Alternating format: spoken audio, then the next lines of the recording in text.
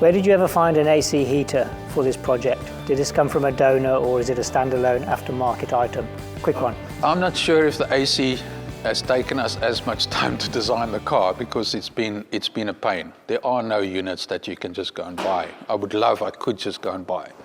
So our first one that we built, we had some components coming from this side of the world and some components from there. And it takes forever to get here because sitting here on the tip of Africa is not easy.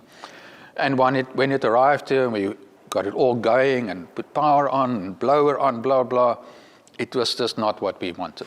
So now we started the Mark II. Actually, now we are on Mark III now. So the Mark III unit, or the Mark III development, is an electric pump. So not a pump driven by the engine. So we've got an electric pump driving the gas and the liquids to the evaporator. We have found a very nice donor evaporator, again, from the other side of the world.